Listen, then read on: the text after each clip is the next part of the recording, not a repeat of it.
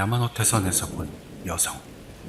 투고자 코브라쿠다님 40대 남성 회사원. 체험 장소 도쿄도 JR 야마노테선 신주쿠역에서 이케부쿠로역 사이. 私の体験した不思議な出来事をお話しさせていただきます。 제가 체험했던 이상한 일을 말씀드리겠습니다. 지금도 가끔 생각이 나서는 그때는 뭐였을까 생각에 빠지게 됩니다. 당시 잔업이 계속되는 나날을 보내던 저는 그날도 밤늦게까지 회사에 남아 있었습니다.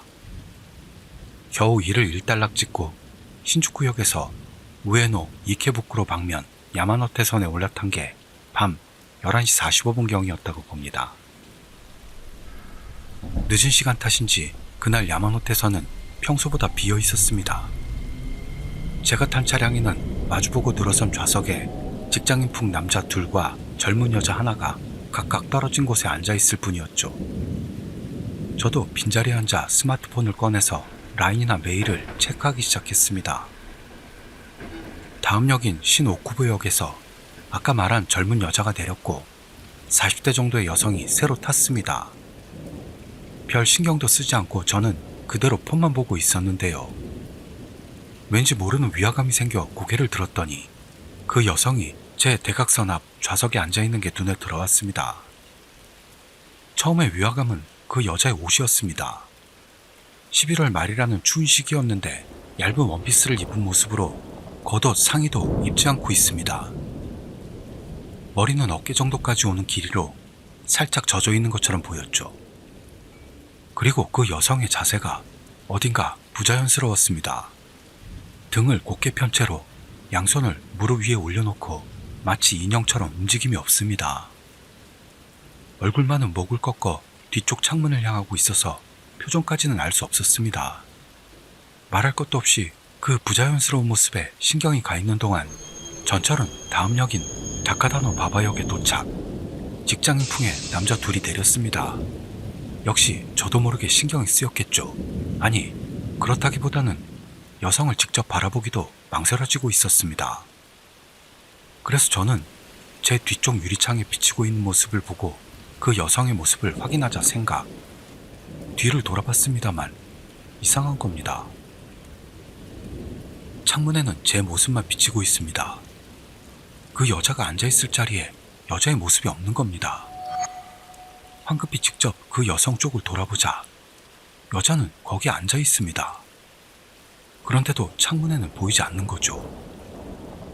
차량에는 그 여성과 저 둘뿐입니다. 동요하고 있다는 걸 알게 하고 싶지 않아 저는 그 자리에서 꼼짝도 할 수 없었습니다. 그러는 동안 전철이 다음 역인 메지로역에 도착하자 그 여성이 천천히 고개를 돌려 얼굴을 자기 앞으로 향하더니 제 쪽을 향했습니다. 그 얼굴을 본 순간 저는 저도 모르게 눈을 감아버리고 맙니다. 이상한 일입니다만 저는 그 표정을 기억해낼 수가 없습니다. 얼굴 윤곽은 뚜렷이 기억하고 있는데요. 그 표정만이 지금도 떠오르지를 않는 겁니다. 눈을 떴을 때는 여자의 모습은 이미 거기 없었습니다. 메지로역에 정차하고 있는 전철문은 아직 열려있는 채였습니다만 누군가가 내린 모습도 없습니다. 눈을 감고 있던 시간은 고작 해야 2, 3초로 사람이 내려서 보이지 않게 될 정도의 시간은 지나고 있지 않았죠. 마치 처음부터 거기 없었던 것 같이 사라진 겁니다. 이상이 제가 겪었던 이상한 체험담입니다. 그 다음날 놀림받을 각오로 용기를 내 지난밤 경험을 회사 동료에게 말해봤더니 실은 비슷한 체험을 한 사람들이 저 말고도 있다는 것을 알았습니다. 특히 늦은 시간대 야마노테선에는 이런 이상한 체험을 한 사람들이 적지 않은 모양입니다. 저 자신도 그때까지는 귀신이나 초자연 현상을 믿는 편은 아니었는데요. 이 체험은 제 속에서 설명할 수 없는 사건으로 명확하게 남아있습니다. 도시전설이 될 법한 사고나 사건과의 관련성도 조사해봤습니다만 결정적인 단서는 찾지 못하고 있습니다. 그 뒤로 1년 이상이 지나고 있어요. 그런데 때때로 꿈에 그 여자가 나올 때가 있습니다. 그때마다 그 여자의 정체나 왜 제 앞에 나타났는지를 생각하게 됩니다. 창문에 비치지 않았던 여성의 모습, 그리고 기억에서 사라져버린 그 표정. 지금도 늦은 시간에 야마노테선에 올라탈 때는 무심코 차량 안을 둘러보게 됩니다. 방 좀 바꿔줄래? 투고자 다나카님, 40대 남성 회사원. 체험 장소 나라현 Y시의 모 비즈니스 호텔. これは今から29年前 이건 29년 전 실제로 제 몸에 일어났던 심령 체험입니다. 당시 저는 막 대학 새내기가 되어 여름방학에 알바를 하고 있었습니다. 이 무렵은 거품 경제가 붕괴되기 전이라 엄청나게 경기가 좋은 시기였죠. 알바비 시급은 높았고 조건 좋은 곳이 많았었어요. 저는 고향에서 전기공사 알바를 하고 있었는데요. 나라현 현장에 사람이 부족하다는데 가볼래? 하는 아버지의 권유를 받았습니다. 고향에서도 일당 12,000엔을 받고 있었는데요. 나라현의 현장 일당은 20,000엔. 게다가 그날 돌아오는 게 아니고 비즈니스 호텔에서 잔다는 것으로 이 숙박료와 식사 비용도 내준다는 것이었습니다. 게다가 기간도 일주일이라 그다지 길지도 않습니다. 돈에 눈이 먼 저는 즉시 오케이. 나라현으로 가기로 했습니다. 갈 때는 아버지 차로 저와 또 한 명의 알바생 A도 같이 타 셋이 나라로 향했습니다.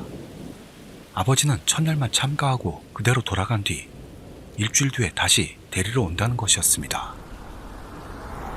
이른 아침부터 나라현 Y시를 향해 출발, 그대로 현장으로 직행했죠. 일을 마치고 예약해둔 비즈니스 호텔로 갔습니다.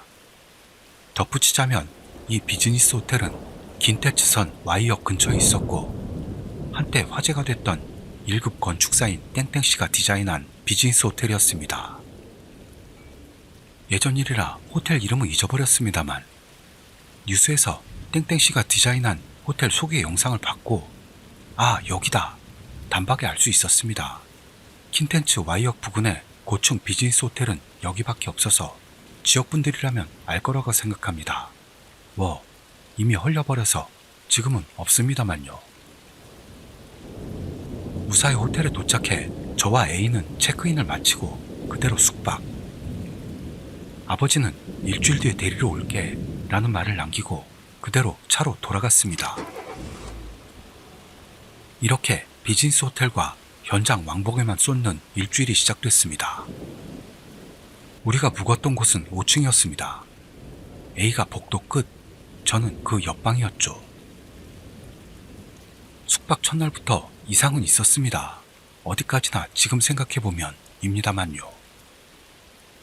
이날은 피곤한 것도 있어 바로 잠자리에 들었는데요. 한밤중에 복도를 걷는 소리가 나 잠이 깼습니다. 분명 A가 왔다 갔다 하는 소리겠지. 낯선 곳이라 잠이 안 오나 생각하고 있다가 다시 잠이 들었습니다. 다음날 아침 A와 합류해 일터를 향합니다. 이틀째도 순조롭게 일을 마치고 호텔로 돌아왔습니다. 일주일 동안 저도 A도 계속 같은 방을 예약해놔 그날도 전날과 같은 방으로 각각 들어갔습니다. 그리고 한밤중 다시금 발소리가 납니다. 어젯밤도 애매한 시간에 깨웠는데 좀 진정해라 A 라고 생각.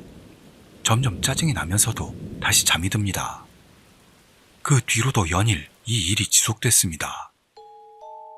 6일째 아침 계속해서 한밤중에 잠이 깨서 뿔딱지가 난 저는 A에게 쏘아붙였습니다. 한밤중 이상한 시간에 일어나냐?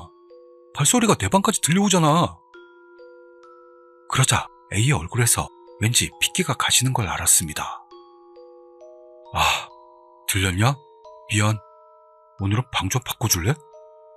이런 이상한 말로 제안해와서 저는 A는 자기 침대가 아니면 잘 못 자는 모양이구나. 내 방 침대도 시험해보려 하는 건가? 그렇다면 빨리 말해주지. 생각하며 방 바꾸기를 허락. 지금 생각하면 호텔 직원에게 A의 방을 바꿔달라고 했다면 좋았을 텐데 후회하고 있습니다만 이날은 6일째로 마지막 밤이기도 했었고 일부러 직원에게 말할 정도도 아니라고 생각했었죠. 이렇게 6일째 밤을 저는 그대로 A가 묵었던 끝방에서 자기로 했던 겁니다. 그날 밤 문이 닫히는 소리로 잠이 깼습니다. 뭐라? 여친이라도 왔나? A한테 여벌 열쇠라도 받은 거야? 잠이 덜 깬 것도 있어 그런 생각을 하면서 멍한 상태로 있었습니다. 그러나 의식이 뚜렷해지는 것에 따라 이 이상함에 대해 알게 되었습니다. 여기 집도 아니고, 아니, 난 문도 잠갔는데? 설마 호텔 직원이 들어온 거야? 초조한 머릿속은 이런 생각으로 가득 차 있는데 누군가 방 안을 걸어다니는 기척이 느껴지는 겁니다. 그리고 그 기척이 그대로 천천히 제가 누워있는 침대로 올라왔습니다. 저는 옆으로 누워 자고 있었는데요. 그 기척은 제 등에 딱 달라붙는 느낌으로 다가옵니다. 이건 위험해. 그렇게 생각해 일어나려고 해도 몸이 말을 듣질 않습니다. 가위? 그걸 깨닫는 순간 등 뒤에서 여자의 우는 소리가 들려왔습니다. 넌 이제 달아날 수 없어 하는 아기가 담긴 듯한 불쾌한 웃음소리입니다. 몇 번을 일어나려고 했습니다만 몸은 전혀 움직이지 않습니다. 등 뒤에서는 싸늘한 기척이 느껴집니다. 이건 큰일이다. A의 안색은 이것 때문이었던 거야. 이럴 때는 어떻게 하면 좋지? 일단 제가 할 수 있는 건 머릿속으로 불경을 외우는 것뿐이었습니다. 그대로 저는 의식을 잃고 정신을 차려보니 아침이 되어 있었습니다. 그날 아침 A와 만났을 때 제 안색을 보고 알았겠죠. 미안, 난 기분 탓이라고 생각했는데 아니었구나 하는 식의 말을 들었죠. 이 체험을 계기로 저는 심령현상이라는 것을 믿게 되었던 겁니다. 조선터널 체험자 KF님 27세 여성 회사원 심령스팟 기후현 조선터널 이것은 친한 후배 남자에게 들었던 이야기입니다. 그 후배를 가칭 A로 하겠습니다. 5년 전 A가 아직 대학생이었던 시절 친구들 사이에서 심령 스팟에 가는 게 유행이었답니다. 자주 있는 일이죠. 대학생 된 김에 심령 스팟에서 담력 시험이요. 역시나 대학생이었던 A도 역시 그 무렵에는 친구들과 심령 스팟 순회를 일삼고 있었습니다. 그렇지만 귀신을 전혀 믿지 않는 A에게는 심령 스팟 순회는 공포를 즐긴다기보다 단순히 친구들과 뭔가를 한다는 게 즐거웠던 모양입니다. A가 살던 기후현 기후시 주변에는 유명한 심령 스팟이 몇 군데 있었고 그 당시에는 A는 이미 대부분을 다 방문한 상태였다고 합니다. 다만 그 A에게도 아직 가보지 못한 곳이 하나 있었습니다. 그게 기후현의 유명한 심령 스팟인 조선터널입니다. 조선터널에 갔던 많은 사람이 실제로 심령현상을 체험한다고 하고 전국적으로도 꽤 유명한 심령 스팟입니다. 원래 명칭은 후타마타 터널인데요. 그게 조선터널이라고 불리는 것에는 어떤 이유가 있었습니다. 저도 자세하게 모릅니다만 긁어모은 정보로는 그 터널은 예전에 터널을 뚫기 위해 조선 사람들이 강제 노동을 당했고 쓸모없어지자 그대로 터널 벽에 생매장되고 말았다 라는 소문이 있다고 합니다. 아무리 봐도 신빙성이 결여된 이야기이긴 합니다만 실제로 심령현상이 많이 일어난다는 소문이 붙은 무서운 터널임에는 틀림없습니다. A는 그날 대학 친구들과 그 터널로 가게 되었다네요. 어차피 아무 일도 안 일어날 거고 크크 하며 가볍게 생각했다고 A는 말합니다. 7월인데도 드물게 시원했던 밤 A를 포함한 친구 5명은 차로 조선터널을 향합니다. 야 쫄지마 쫄긴 누가 쫄아 그런 상투적인 아가리들을 털며 터널로 갔고 차는 드디어 어두운 길로 진입. 주변에는 섬뜩한 분위기가 떠돌고 있었습니다.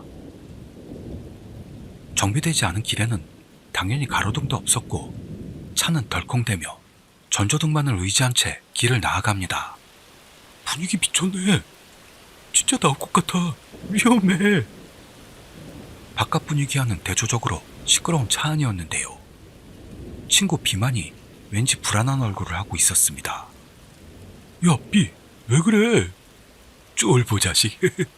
등등 모두가 떠드는데 비는 떨리는 듯한 희미한 목소리로 아까부터 누가 보고 있는 느낌이 들어 라고 했다는군요. 차 안은 일순 조용해지고 말도 안 되는 소리. 그럴 리가 있냐? 하며 B를 바보 취급하듯 다시 분위기가 업되었다고 합니다만 분명히 그때부터 모두의 분위기가 변했다고 A는 말하고 있었습니다. 옛날부터 영감이 강했던 B의 이런 발언은 모두를 겁먹게 하기에 충분한 위력이 있었기 때문입니다. 그렇게 목적지인 조선터널에 도착하자 당연하게도 주위에는 A 일행 말고는 아무도 없습니다. 조심조심 차에서 내려보니 거기에는 짓눌릴 것 같은 어두운 터널이 입을 벌리고 있을 뿐 달리 눈길을 끌만한 것은 아무것도 없습니다. 모두 입 밖으로 꺼내진 않았습니다만 엄청 쫄았다는 게 팽팽한 공기 속에서 전해져 왔다고 합니다. 그럼 가위바위보로 진놈이 들어가는 거다. 누군가가 그런 말을 꺼냈고 모두도 그 말에 동조했습니다. 가위바위보! 진 사람은 A와 B였습니다. 아, 실화냐? 뭐 됐다. 갔다 올게. 니들 먼저 도망치지 마.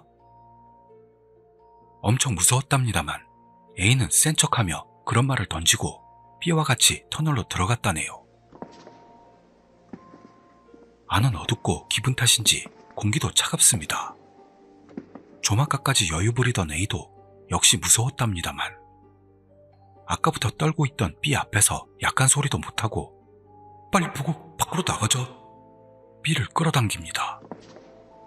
그대로 조심조심 앞으로 나아가는 둘. 그러나 안쪽으로 들어감에 따라 B는 점점 말을 잃어가고 있었답니다. 이제 나가자. B가 그렇게 말했을 때는 역시 A도 그 분위기를 읽고 바로 터널을 돌아갔다네요. 결국 터널 안에서는 아무 일도 일어나지 않았고 역시 아무 일도 없잖아.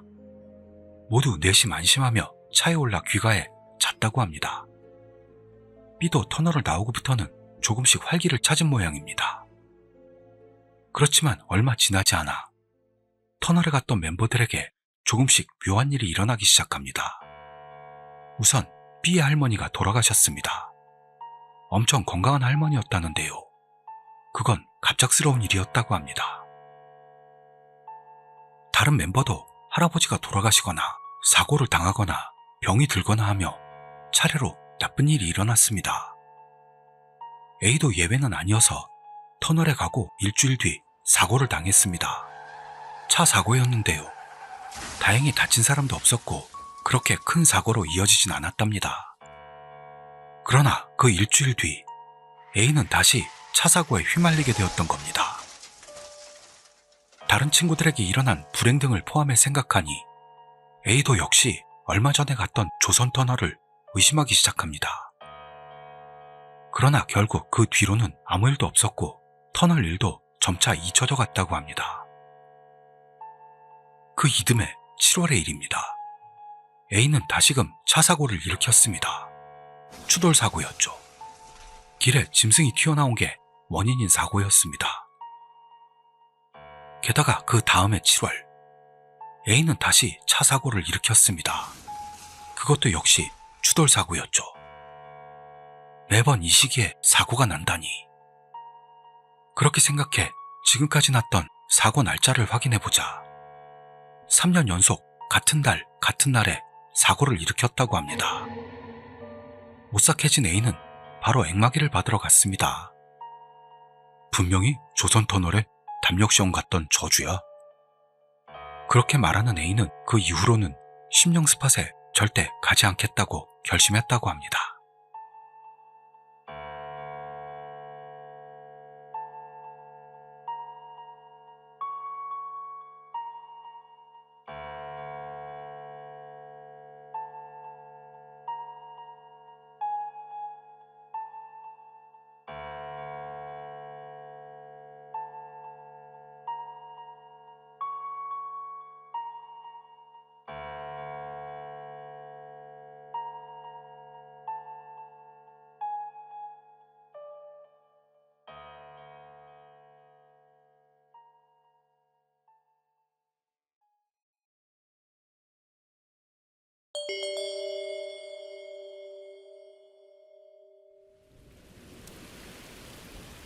평생 가면 안 되는 절. 고모가 암으로 입원한 친할아버지의 간호를 위해 병원에 다니고 있었을 무렵의 이야기. 때는 쇼와 중반이라고 하니 6, 70년대 정도 되는 것 같습니다. 할아버지가 계시던 병원은 본가에서 조금 먼 시골의 오래된 시립병원으로 살 날이 얼마 남지 않은 노인들이 많이 입원해 있었습니다. 마치 고려장하는 산속 같은 느낌이랄까요. 매일 속가내듯 노인이 죽어나간다든가요. 그래도 고모는 집안을 지탱하고 있는 할머니 대신에 할아버지를 지키러 자주 다녔습니다. 자신을 키워준 할아버지에게 보답할 생각인지 고모는 열심히 간호했습니다. 병원 치료는 할아버지의 여생이 얼마 남지 않은 걸 아는 건지 아니면 노인 누구에게나 그러는 건지 형식적인 것인지 치료라고는 명목뿐인 약에 쩌든 연명치료 중이었지만 열심히 보살펴주던 간호사들이 있었습니다. 개 중에서도 어느 나이든 간호사는 마치 직무를 넘어서 할아버지께 헌신하듯 밤낮으로 너무 잘해줬다고 합니다.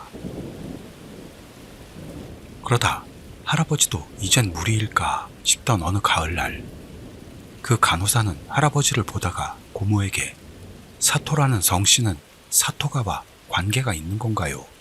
라며 갑자기 물었습니다. 우리 집안 성씨가 사토이고 사토가라는 것은 현지 사무라이 집안을 말합니다. 할아버지는 교사로서 평범한 가정에서 자라긴 했지만 뜬금없이 그런 이야기를 들은 고모는 놀라서 어떻게 아셨냐고 되물었죠. 간호사는 얼버무렸습니다만 할아버지 간호를 끝내고 방을 나갈 때 고모의 눈을 똑바로 바라보며 당신은 이후로는 스즈키가 관계된 사람과 함께하게 되겠군요. 하지만 절대로 땡땡사에 가서는 안 됩니다. 평생 가면 안 돼요. 가면 목숨을 빼앗길 거예요. 같은 의미심장한 말을 남기고 사라졌답니다. 그 땡땡사란 가신에게 반역당해 모살당한 어느 무장이 모셔져 있다는 지옥에서는 나름대로 유명한 관광지입니다. 하지만 그런 말을 듣고 보니 우리 집안은 왠지 거기 간 적이 없네 생각하고 고모도 이상한 느낌이 들었습니다. 얼마 지나지 않아 할아버지는 타계하십니다. 시신을 인수하고 의사와 의료진들에게 감사의 말을 전한 뒤 병원을 뒤로 했습니다. 아쉽게도 그 나이 많은 간호사는 만나지 못했지만 할아버지 타계 후 몇 년이 지나 고모는 맞선을 보고 시집을 갔습니다. 시집을 간 곳은 야마다가 스즈키 성씨는 아니어서 유감이면서도 조금은 안심한 고모. 그런데 결혼식에 스즈키가에서 날아온 축전과 본가 쪽은 아니라도 스즈키가 집안 분들이 신랑 야마다 씨의 친족으로 참석하게 된 것입니다. 그때 다시 남편인 야마다 씨에게 확인했는데요. 야마다 집안은 스즈키 집안의 분가로 아직도 친족끼리 왕래가 있다는 이야기였죠. 전혀 그런 일을 알지 못하고 있어서 고모는 놀랄 수밖에요. 그 나이 많은 간호사는 어떻게 미리 이 사실을 알고 있었던 건지를요. 결혼하고 시간도 흘러 아들도 생기고 그런 이야기도 슬슬 잊혀져 갈 무렵, 아들의 초등학교에서 소풍이 있던 날, 점심이 조금 지나 집안일을 대충 마친 고모가 편히 쉬고 있는데 전화가 울렸습니다. 전화는 아들 학교 교감 선생님이었는데 아들이 소풍 간 곳에서 높은 데서 떨어졌고 그래서 다쳤다는 이야기. 그리고 이어서 소풍에 나가 있던 담임에게서 우선 야마나군을 병원으로 옮기겠다는 미안한 느낌의 전화를 받았습니다. 자동차 면허증도 없어 병원으로 갈 교통편이 없던 고모는 일을 나가 있던 남편을 불러 차로 아들을 데리러 가기로 합니다. 걱정으로 초조해야 하는 고모였습니다만 한 가지 더 불안한 일이 있었습니다. 아들이 실려간 외과 병원은 땡땡사가 있는 산 깃을 가까이 있었던 겁니다. 하지만 그런 말은 꺼낼 수 없죠. 그런 연유를 알 수 없는 고모부는 불이 나게 차를 출발시켜 약 1시간 정도 떨어진 이웃시의 외과 병원으로 거침없이 달렸습니다. 조바심 때문인지 시종일관 말이 없는 고모부. 시골길을 빠져나가 병원이 있는 이웃시로 이어지는 산길로 접어들었습니다. 도중에 땡땡사라고 쓰인 간판이 보였습니다. 불안에 사로잡히는 고모. 혹시 이건 언젠가 그 나이 많던 간호사에게 들었던 땡땡사에 끌어당겨지고 있는 건 아닐까라는. 산길을 빠져나와 옆의 시로 다다를 무렵 고모부가 시종일관 말이 없는 것에 불안을 느낀 고모. 애는 괜찮을까? 얼마나 더 가야 돼? 조금만 더. 말을 걸어도 거의 대답이 없습니다. 고모부의 옆 얼굴은 창백하게 굳어져 있었고 다른 생각을 하는 것 같은 모습이었습니다. 평소에는 부침성도 좋고 굉장히 상냥한 남편인데 어떻게 된 걸까? 고모가 의아해하는 것을 간파하듯 차는 갑자기 속도를 올렸습니다. 눈을 부릅뜨고 똑바로 앞을 바라보는 고모부. 저기 왜 그래? 너무 빠른 거 아니야? 라고 말해도 대답이 없습니다. 이상해. 평소에는 고모부에게 참견하지 않는 고모도 속으로는 아들에 대한 걱정과 땡땡사에 대한 불안감이 점점 올라오고 조금씩 초조해지기 시작했습니다. 차 앞쪽으로 땡땡사로 가는 간판이 다시 나타났습니다. 간판의 거리로 봤을 때 10에서 20분만 더 가면 땡땡사에 도착할 것입니다. 잠깐만, 이쪽 길 맞아? 고모부의 대답은 없었습니다. 어쩌면 제정신이 아닐지도. 정신 차려봐! 하면서 고모부의 어깨를 흔듭니다. 시끄러워! 하며 뿌리치는 고모부. 당신 왜 그래? 이상하잖아. 고모를 무시하는 듯이 차를 모는 고모부. 차 세워! 나 택시로 갈래! 소리치는 고모. 하지만 고모부는 들리지 않는 것처럼 차를 달렸습니다. 이상하다. 뭔가 잘못됐다. 일단 차를 세워야만 해. 그리고 빨리 병원으로 가지 않으면 사이드 브레이크를 잡아당기면 되나. 그러면서 운전석으로 손을 뻗는 고모. 뭐하는 짓이야? 고모부가 소리지르며 고모의 손을 뿌리쳤습니다. 그 소리에 놀라서 고모는 몸을 떨었습니다. 그리고 남편의 광기를 확신했죠. 점점 속도가 빨라지는 차. 눈앞에 왼쪽 도로 시내, 오른쪽 도로 땡땡사 라는 간판이 보여오고 있습니다. 차 세워! 하고 소리치는 고모. 차는 속도를 줄이지 않습니다. 고모부는 절쪽인 오른쪽으로 차를 꺾으려는데 그 순간 고모는 핸들을 움켜쥐고 있는 힘껏 왼쪽으로 꺾었습니다. 브레이크를 밟는 고모부. 차는 빙글 돌았고 갈림길 부근에서 겨우겨우 멈췄죠. 고모부는 눈을 부릅뜨고 광기의 표정으로 고모를 노려봅니다. 그리고 고모의 목을 향해 손을 뻗습니다. 몸에 위험을 느낀 고모는 차를 내리려고 합니다만 안전벨트를 풀려는 손을 잡히고는 강력한 힘에 끌려갑니다. 얼굴의 광기는 더 심해지고 양 어깨를 엄청난 힘으로 잡힌 고모.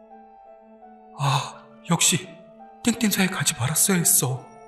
그 나이든 간호사님이 말한 대로구나. 하고 체념할 때 고모가 미안해 합니다. 그리고 다음 순간 손바닥이 고모의 뺨으로 날아듭니다. 연거푸 두세 대. 자기야, 정신 차려. 몽롱한 상태에 있던 고모는 죽임당할 거야. 도와줘. 라고 하죠. 무슨 말을 하는 거야? 일어나. 당신 제정신이야? 의식이 맑아져오는 고모. 눈앞에는 걱정스러운 모습의 고모부 얼굴이. 당신 돌아온 거야? 라고 묻는 고모.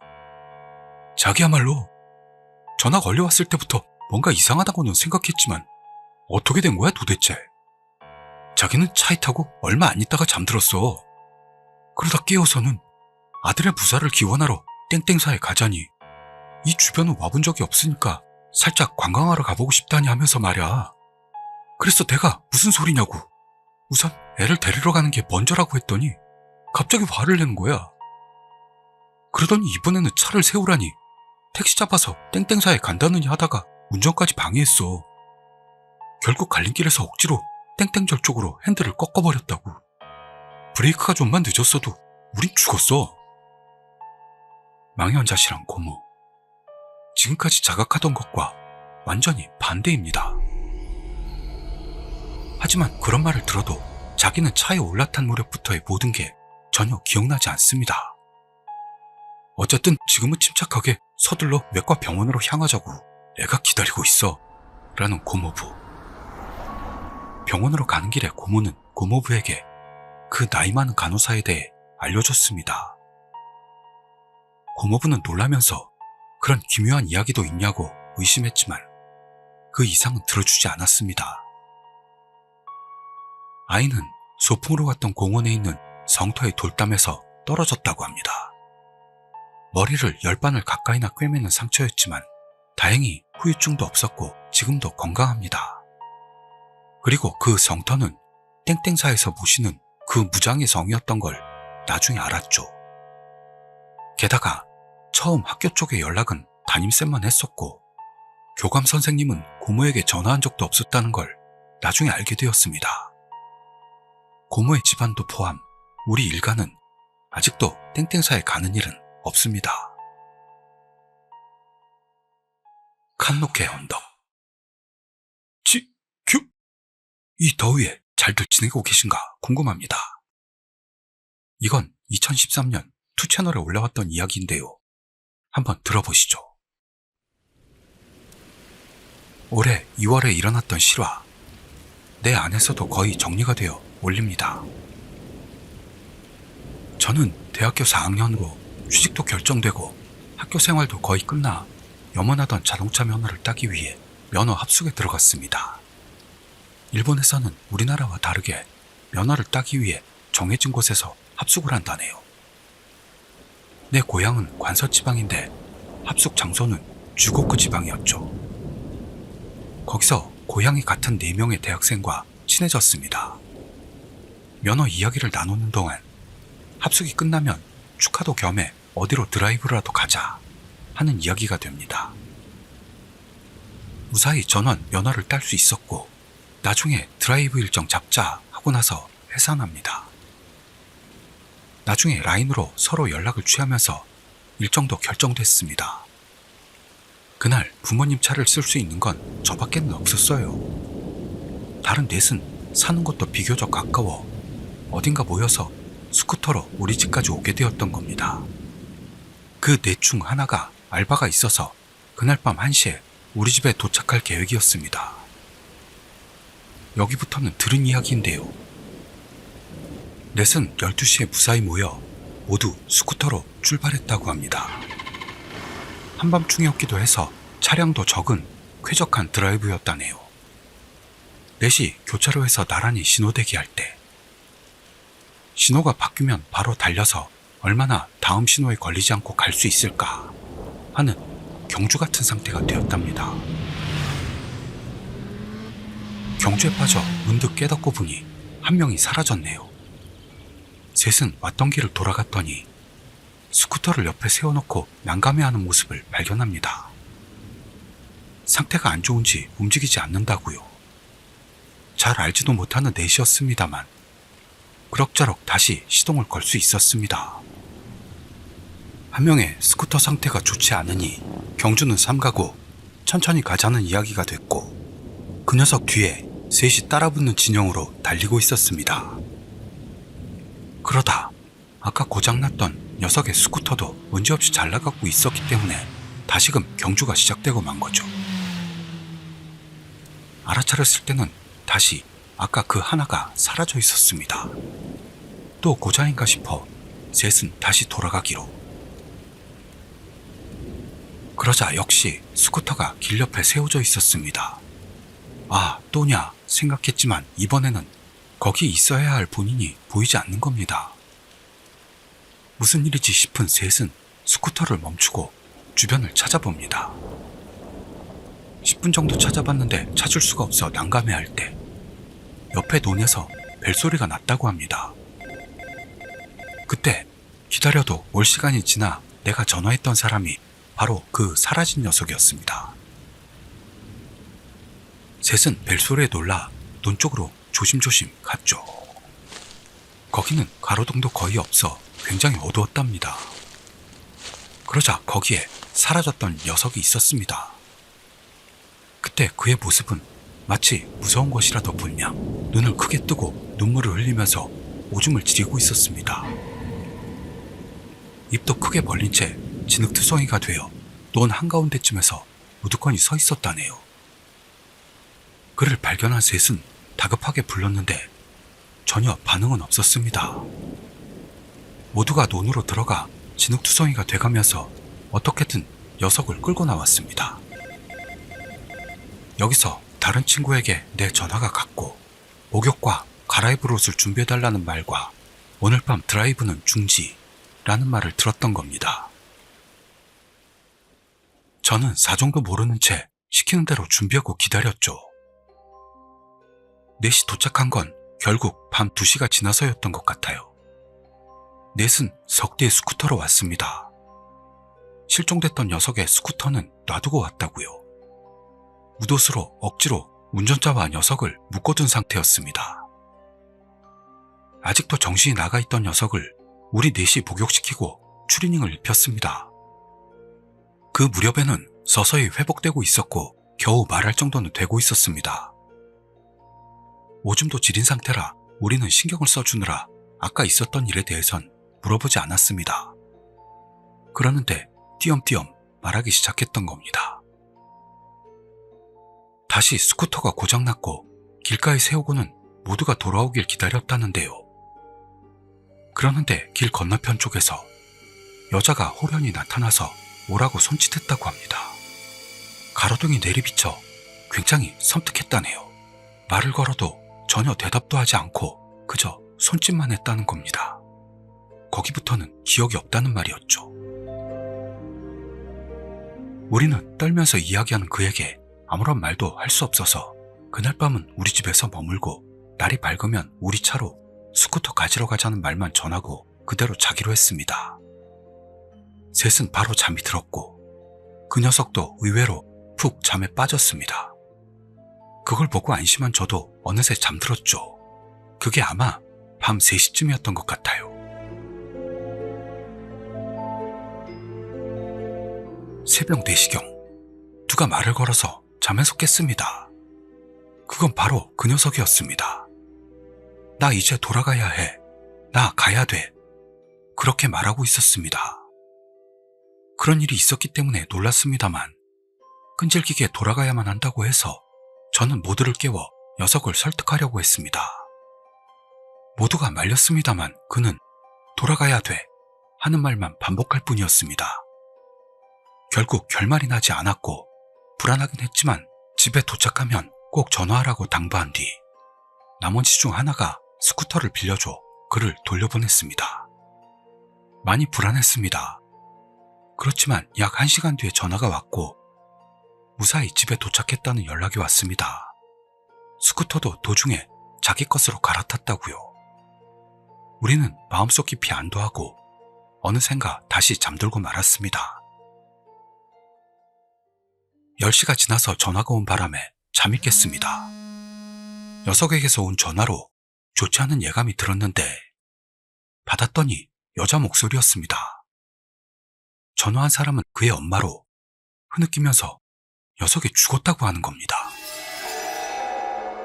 아침에 밖을 봤더니 스쿠터가 있어서 돌아왔구나 싶어 방에 들어갔더니 죽어 있었다네요.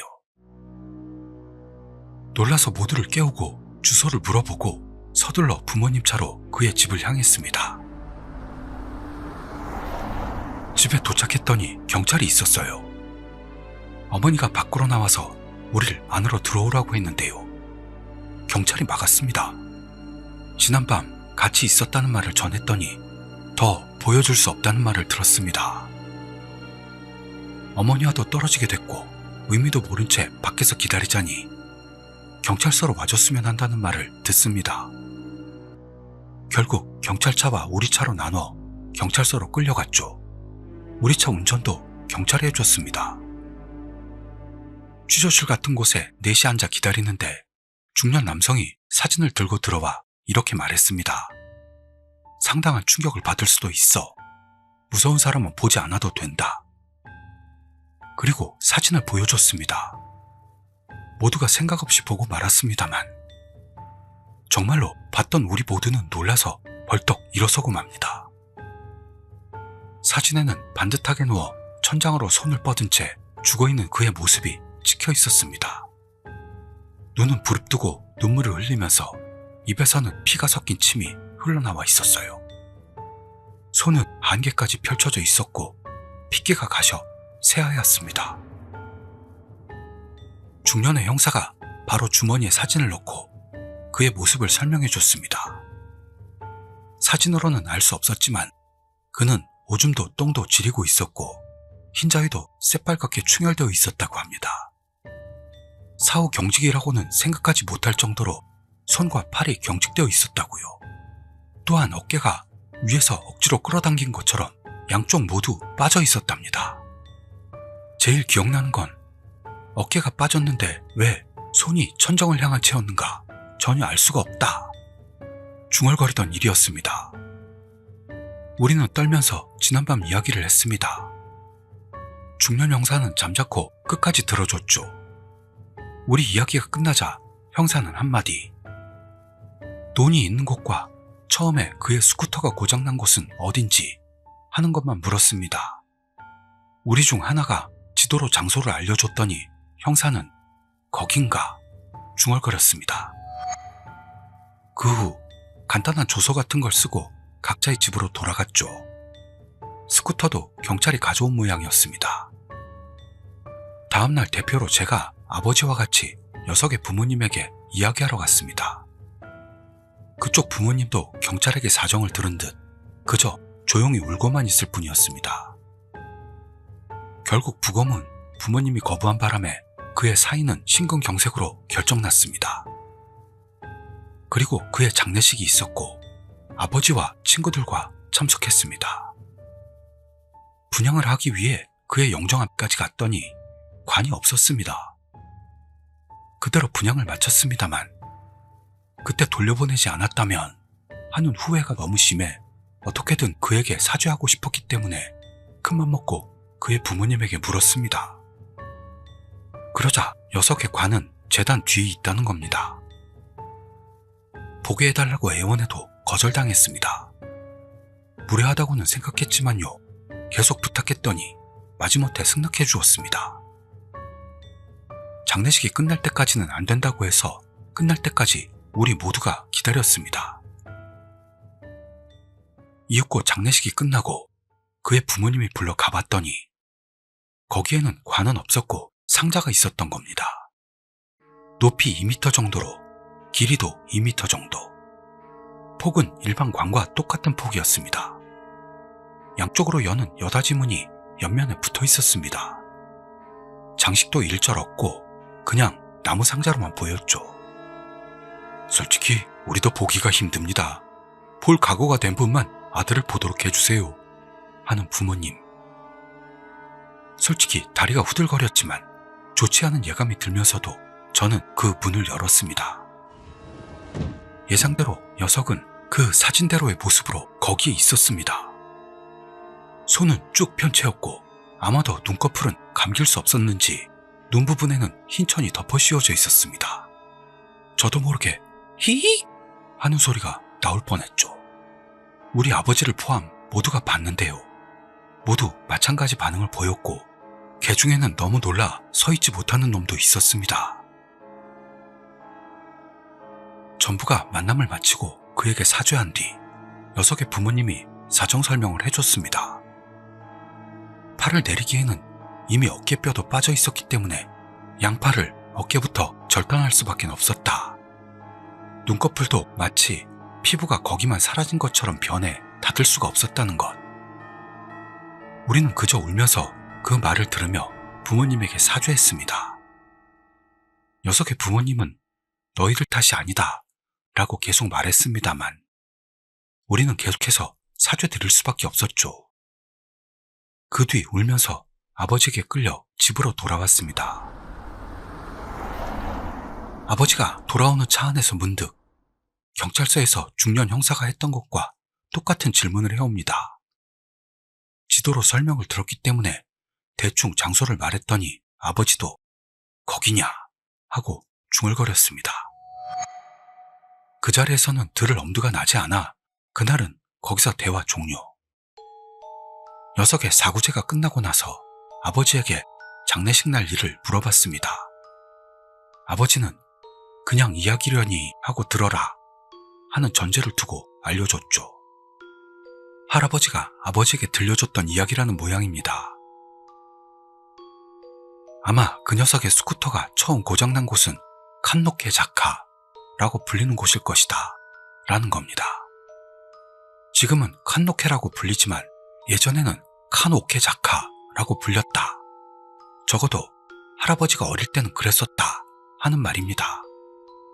여기서 칸오케라는 건 관을 말하는 겁니다. 당시 관을 만드는 일은 신분이 낮은 사람의 일이었습니다. 물론 어디까지나 이 지방에서만이지만요. 하여 관 하나의 가격도 싸서 굶주리는 생활을 했다고 하네요.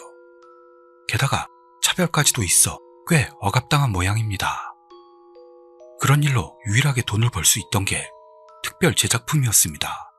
예를 들면 기성관에는 넣지 못할 정도의 거구라든가 어떤 사정으로 만들어 놓은 관에 들어갈 수 없는 케이스로 특별 제작품을 만들었다고 합니다. 이 특별 주문을 듣고 저는 납득이 갔습니다. 관에 넣지 못할 정도의 거구 등은 그리 흔한 게 아니죠. 아버지는 계속합니다. 손짓했던 사람이 여자라는 점에서도 짐작이 가는 대목이 있다는 겁니다. 할아버지가 어렸을 때 관을 만드는데 아주 대단한 재주가 있던 여성이 있었다고 합니다. 그 편파는 주위에 퍼졌고 나중에 봤더니 특별 제작 관 주문은 모두 그 여성에게 갔다고 합니다. 기성품은 어느 정도 미리 만들어 놓지만 특별 제작품은 사후 주문이 들어오고 시체가 썩기 전에 바로 준비하지 않으면 안 됩니다. 그 여성은 특별 주문이 들어오기만 하면 다음 날에는 반드시 관을 만들어냈습니다. 외형도 단순한 상자가 아니고 장식도 제대로 되어 있는, 아무리 봐도 하룻밤 만에 만들어냈다고는 볼 수 없는 완성도가 높은 것이었다고 합니다. 마침 그 무렵 이상한 죽음들이 이어졌고 그녀는 그 모든 주문들을 전부 혼자서 해냈다고 합니다. 그러나 최종적으로 특별 제작관 주문이 그녀에게만 가게 되어 점점 자기 배만을 불려가던 그녀는 다른 관업자나 주변 농부들에게도 질투를 받아 마지막은 젊은 나이에 참살되었다고 하네요.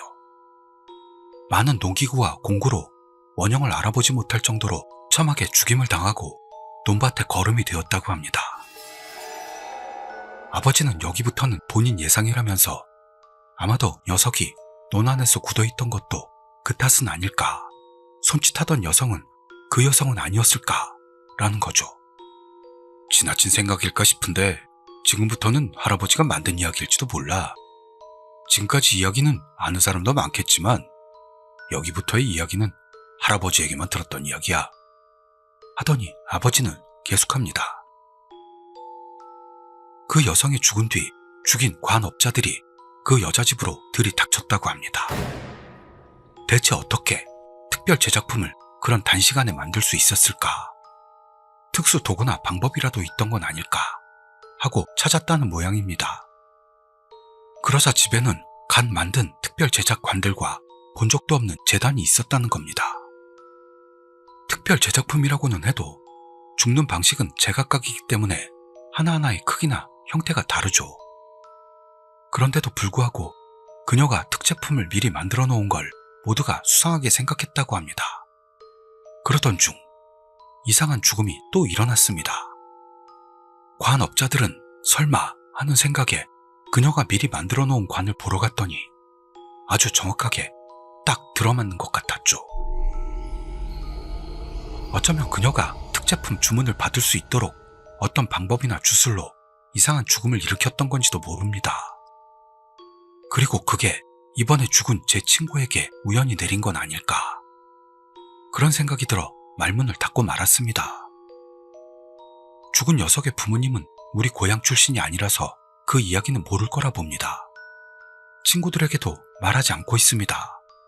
다만 이젠 혼자 지니고 가는 게 힘들어 여기에 글을 올린 겁니다. 글이 길고 난잡해서 죄송합니다. 그때 못 가게 붙잡아 둘 걸 하고 지금도 생각하고 있습니다만 솔직히 무서웠어요. 몸도 싸늘하고 눈 하나 깜빡이지 않으면서 돌아가고 싶다고 말하는 녀석에게서 떨어지고 싶었습니다. 정말 미안할 뿐입니다. 읽어주신 모든 분 고맙습니다. 어떠셨는지요? 오늘은 이렇게 2가지 이야기를 올려봤습니다. 저도 더워서 일하기가 많이 힘든데요. 좀 더 열심히 해보겠습니다. 우리 치규 구독자님들도 건강 유념하시고요. 다음 이야기에서 같이 봐요. 감사합니다.